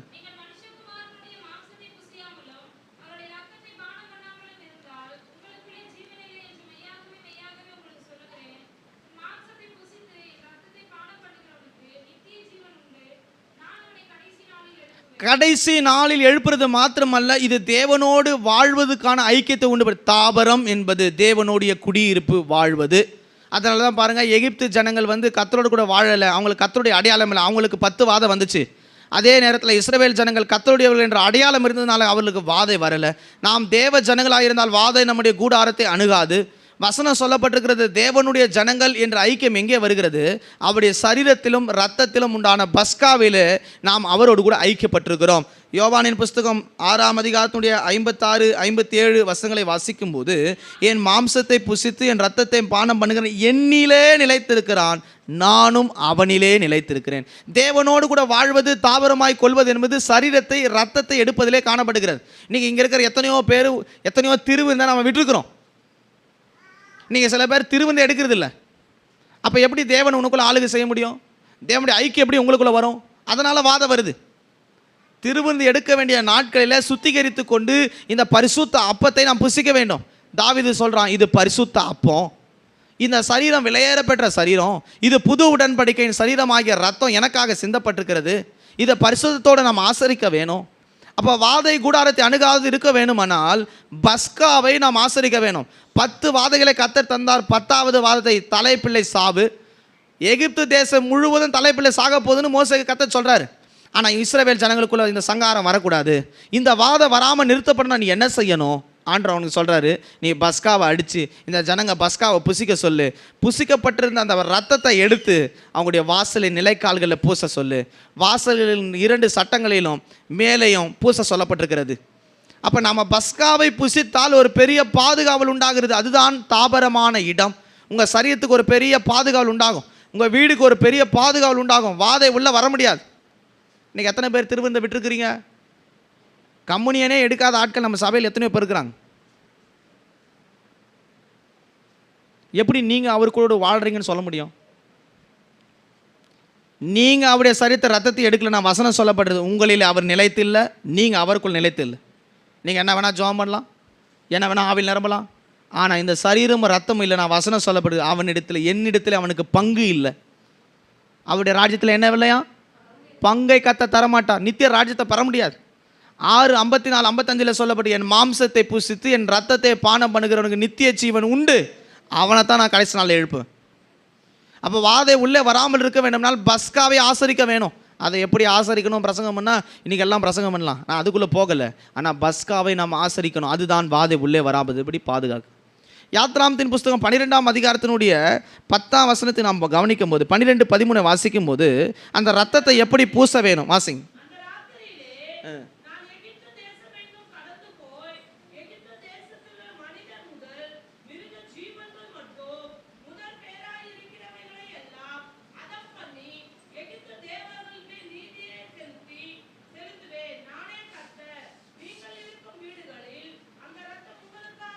நீங்கள் இருக்கும் வீடுகளில் ரத்தம் உங்களுக்கு அடையாளமாக இருக்கும்.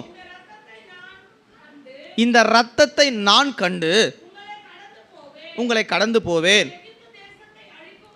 எகிப்து தேசத்தை நான் அழிக்கும் போது வாதை உங்களுக்குள்ளே வராதிருக்கும். ஹல்லேலூயா. உங்கள் வீடாகிய நீங்கள் தங்கியிருக்கிற கூடாரமாகிய வீடானாலும் சரி, இந்த சரீரமாகிய வீடானாலும் சரி, இதுக்குள்ளே இருக்கிற வாதை இனி வெளியே போகணும், இனி வாதை உள்ளே வரக்கூடாது அப்படின்னு சொன்னோம்னா தேவனுடைய ரத்தம் அதுக்கு அடையாளமாக இருக்கிறது. இந்த ரத்தத்தை நாம் எப்படி பூச வேணும்? யாத்ராமத்தின் புஸ்தகம் 12ஆம் அதிகாரத்தினுடைய 7ஆம் வசனத்தை நாம் பார்க்கும்போது, வீட்டு வாசலின் நிலைக்கால்கள் 2லும் நிலையின் மேற் சட்டத்திலும் இது பூச வேண்டும். 3 இடங்கள் சொல்லப்பட்டிருக்கிறது. இப்போ நீங்கள் உள்ளே வரீங்க, இங்கே ஒரு பெரிய வாசல் இருக்குது, இந்த கதவு வழியாக நம்ம உள்ளே பிரவேசிக்கிறோம். 2 நிலைகளிலும், வீட்டு வாசல் நிலைகள் 2லும் மேற் சட்டத்திலும், அப்போ 3 காரியங்கள் சொல்லப்பட்டிருக்கிறது. 2 சட்டத்திலும் மேலையும் 2 நிலைக்கால்கள், மேல் இருக்கிற சட்டம், இது மூன்றுத்திலும் பஸ்காவின் ரத்தத்தை பூச வேணும். இது எதை காண்பிக்கிறது?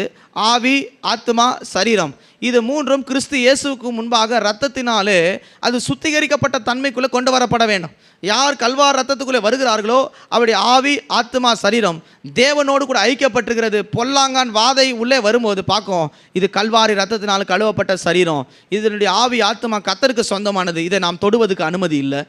அதோடைய பரிசுத்த நாமத்துக்கு மகிமை உண்டாவதாக. திரும்ப உங்களுக்கு புரியும்படி சொல்கிறேன். இந்த கல்வாரி ரத்தத்தை பூசப்பட்டதான ஆவி, ஆத்மா, சரீரமுடைய சபையினுடைய சரீரத்தை, ஆவியை, ஆத்மாவை எந்த வல்லமை தொட அதிகாரம் இல்லை. ஏன்னா அதுக்கு அடையாளம் போடப்பட்டிருக்கிறது. இது கர்த்தருடைய சரீரம், இது கர்த்தருடைய ஆத்மா, இது கர்த்தருடைய ஆவி. இதை தொடுவதற்கு வாதைக்கு, சத்துருக்கு அதிகாரம் இல்லை. இன்றைக்கி உங்கள் வீடுகளில் வாதை வருது, காரணம் என்ன? உங்கள் ஆவி, ஆத்மா, சரீரத்தை இன்னும் ஆண்டுக்கு ஜீவ பலியாக ஒப்பு கொடுக்கல. 1 கொரிந்தியரில் வாசிக்கும் போது 10ஆம் அதிகாரம் 16ஆம் வசனத்தில் என்ன சொல்லப்பட்டிருக்கிறது? வாசிங்க. 1 கொரிந்தியர் 10:16.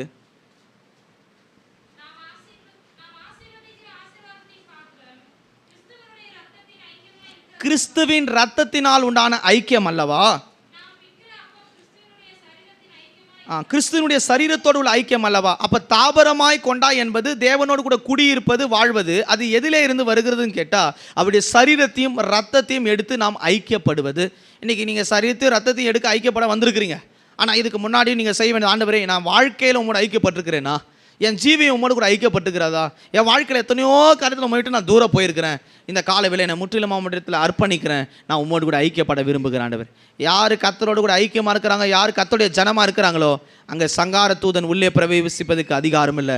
அவர்கள் பேரில் ஒரு முத்திரை போடப்பட்டிருக்கிறது, அது தேவனுடைய முத்திரை. அல்லேலூயா. நல்லா கவனிக்கணும். எகிப்தர் இஸ்ரவேலை பார்க்குறாங்க, என்ன அங்கெல்லாம் சங்கார தூதன் வரல, அங்கே யாரையும் வெட்டலை, அங்கே யாரும் ரத்தம் சிந்தப்படலை, இங்கே எல்லாரும் கத்தி கூக்குரில் போடுறாங்க, எங்கே பார்த்தாலும் சங்காரமாக இருக்கிறது, என்ன செய்வது? 10 வாதைகள் வரும்போது பார்க்குறேன், என்ன இங்கெல்லாம் தவளை வந்திருக்குது, இங்கெல்லாம் வெட்டுக்கிளிகள் வந்திருக்குது, இங்கே கொப்பளம் வருது, இங்கே இவ்வளோ வாதை வருது, அவனுக்கு ஒன்றுமே வரலையே. நான் சொல்கிறேன், கர்த்தருடைய ஜனத்துக்கும் அந்நிய ஜனத்துக்கும் வித்தியாசம் உண்டு பண்ணுறது யார் கையில் இருக்குதுன்னு கேட்டால் நம்முடைய கரங்கள் இருக்கிறது. நாம் தேவனோடு கூட வாழ்கிற வாழ்க்கையை பார்த்து புறஜாதியார் சொல்லணும், இவங்களோடு தேவன் இருக்கிறார், இவங்களை எந்த வல்லமை அணுக முடியாது. என்னாகும் 23:23 சொல்லப்பட்டிருக்கிறது, யாக்கோபுக்கு விரோதமான மந்திரவாதம் இல்லை, இஸ்ரவேலுக்கு விரோதமான குறி சொல்லுதில்லை. உங்களை பார்த்து புறஜாதியார் சாட்சி கொடுக்கணும், இவங்க தேவனோடு கூட வாழ்கிறவர்கள், தேவனை தாபரமாய் கொண்டிருக்கிறவர்கள், இவருடைய வீடுகளுக்குள்ளே, சரீரங்களுக்குள்ளே வாதை நுழைய முடியாது.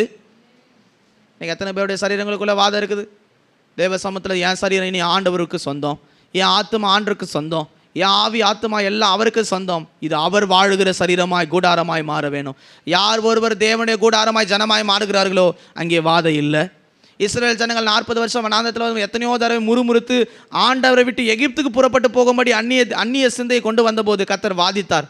ஆனால் அதே ஜனங்கள் எகிப்திலிருந்து கூக்குலிடும்போது ஆண்டவரே எங்களை காப்பாற்றுன்னு கூப்பிட்ட போது இவங்க ஏன் ஜனம் என்னை நோக்கி கூப்பிடுறாங்க, வாதியை கர்த்தர் அனுப்பலை. நல்லா புரிஞ்சுக்கொள்ளணும். எகிப்தில் இருக்கும்போது கர்த்தரை நோக்கி கூக்குரலிட்டாங்க, ஆண்டவரே நாங்கள் உம்முடைய ஜனம் அல்லவா, எங்களை நீர் மறுபடியும் கானானுக்கு கொண்டு வரோம். ஒருத்தருக்கு வாதம் இல்லாமல் கர்த்தர் வெளியே செங்கடலை கடக்க பண்ணினார். ஆனால் அதே வனாந்தரத்தை 40 வருஷம் நடக்கும்போது ஆண்டவர் முறுமுறுத்தாங்க, சோதித்தாங்க, பரீட்சை பார்த்தாங்க, கொள்ளைவாய் சர்பங்களை உள்ளே அனுப்பினார். அவர்களுக்கு அநேக போராட்டங்கள் உள்ளே வந்தது, வாதித்தார். அதுக்கு காரணம் மறுபடியும் எகிப்துக்கு போவதியான சிந்தை அவங்களுக்கு வந்துச்சு, அந்நிய ஐக்கியம் வந்தது.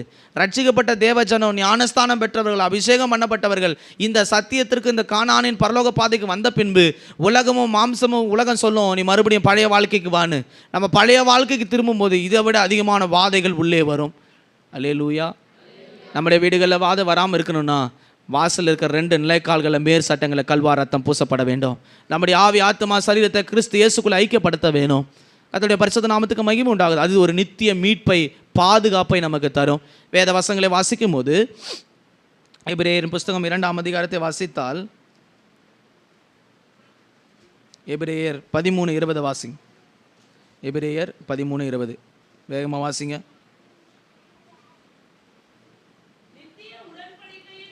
நித்திய உடன்படிக்கையின் இரத்தத்தினாலே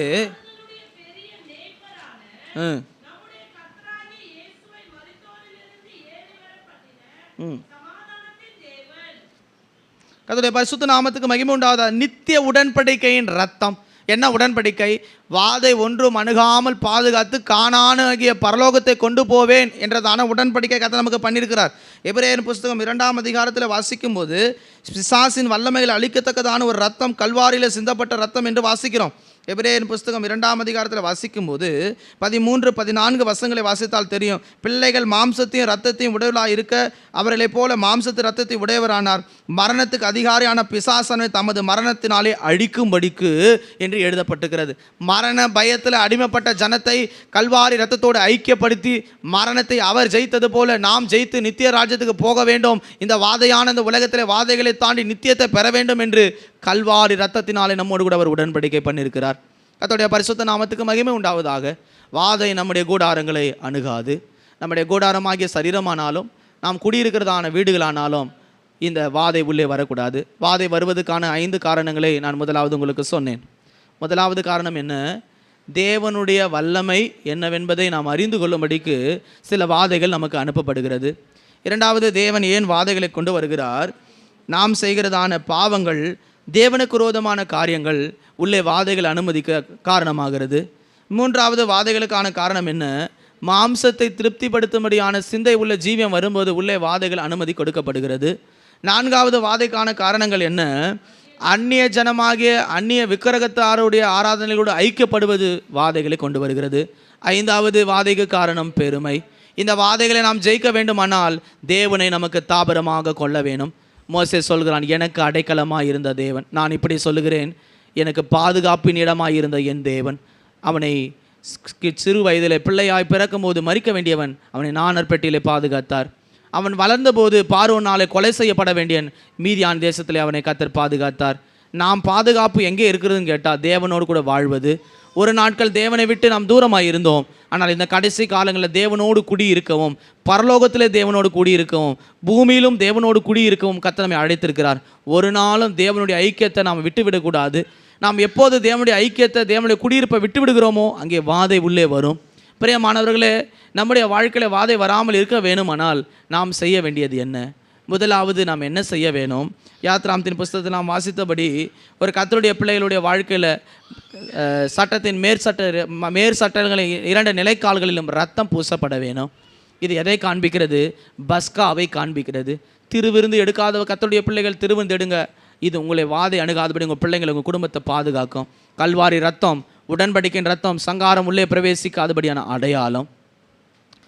அடுத்து நாம் வாதை உள்ளே வராதுக்கான அடையாளம் என்ன? தேவனை தாபரமாய் கொள்ள வேண்டும். தேவனை நம்முடைய வாழ்க்கையில் ஐக்கியப்படுத்தப்பட்டிருக்கணும். அது எதனால் உண்டாகிறது? நம்முடைய ஐக்கியம் தேவனோடு உண்டாக வேண்டாம், நான் தேவனுக்குள் பிறக்க வேணும். அதுதான் 1 யோவான் 5, 18, 19 வாசித்தோம். தேவனால் பிறந்தவனை பொல்லாங்கன் தொடான். அவர்கள் எப்படி பிறந்து ஐக்கியப்பட்டிருக்கிறார்கள்? முதலாவது ஜலத்தினாலும், இரண்டாவது ஆவியினாலும். மோசே ஜலத்திலிருந்து எடுக்கப்பட்டவன். அக்கினி அபிஷேகத்துக்கு அடையாளமாய் கர்த்தர் அக்கினியிலிருந்து அவனோடு கூட பேசினார். இது ரெண்டும் ஒரு மனிதனை பாதுகாத்தது. இது வாதை உள்ளே வராதபடி பாதுகாக்கும். மூன்றாவது, வாதை வரக்கூடாதபடி எது தடுக்கிறதுன்னு கேட்டால் பலி. ஒவ்வொரு நாளும் நாம் தேவ சமத்தில் பலி செலுத்தணும். யோபு பலி செலுத்தி கொண்டு வந்தான். கர்த்தர் அவனை பாதுகாத்தார். அவருடைய பிள்ளைகள் தவறும்போது, தேவன் பாவம் செய்த போது உள்ளே சத்துருக்கு இடம் கொடுத்தார். ஆனால் ஒன்று தெரிஞ்சுங்க, எல்லாவற்றுக்கும் மேலே பிசாசுக்கு அதிகாரம் கொடுக்கப்பட்டது. யோபின் மேல் அதிகாரம் கொடுக்கப்பட்டது. அதுக்கு காரணம் யோபு பலி செலுத்துகிறவன். ஒரு கர்த்தருடைய பிள்ளைகளுடைய வாழ்க்கையில் பிசாசு மேற்கொள்ள போராடலாம், ஆனால் அவன் உங்களை மேற்கொள்ளாதபடி வேலை எடுத்திருக்கிறது. அதுதான் தேவனுக்கு நமக்கு உள்ளதான பலி. ஒவ்வொரு நாளும் பலி செலுத்தணும். காலையில் பலி செலுத்துகிற கர்த்தர் நம்மை மாற்றணும். அடுத்து சொல்லப்பட்டிருக்கிறது, கல்வாரி ரத்தத்தோடு கூட ஐக்கியம் உண்டாகணும். இப்படி பல அனுபவங்கள் இருக்கிறது. நாம் நித்திய வீடாகிய கானானை நோக்கி ஓடிக்கொண்டிருக்கிறோம். இந்த கடைசி காலங்களில் முழு உலகத்தின் மேல் வாதை வந்து கொண்டிருக்கிறது. எகிப்தியருடைய நாட்களில் 10 வாதைகள், ஆனால் இன்றைக்கி எண்ணிக்கடங்காத வாதைகளுக்கு நடுவில் நம்ம வாழ்ந்து கொண்டிருக்கிறோம். வாயில் சொல்ல முடியாத வியாதி, போராட்டம், எத்தனையோ வாதைகள் நடுவில் இருக்கிறோம். ஆனால் கர்த்தர் இன்றைக்கி நமக்கு நல்ல வாக்கு பண்ணியிருக்கிறார். வாதை உன் கூடாரத்தை அணுகாது. எல்லாரும் உரிமை பாராட்டி கேளுங்க. முழங்கால் பட்ட ஆண்டவரே, வாதை இனி என் கூடாரத்தை அணுகக்கூடாது.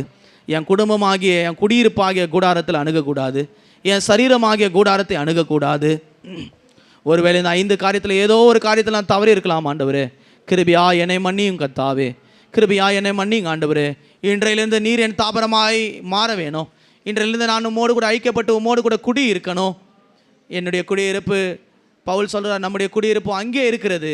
அங்கே இருந்து கர்த்தராகிய இயேசு கிறிஸ்து வர எதிர்பார்த்து காத்திருக்கிறோம். பூமியிலும் நாம் அவரோடு கூட வாழணும், பரலோகத்தில் நாம் அவரோடு கூட வாழணும்.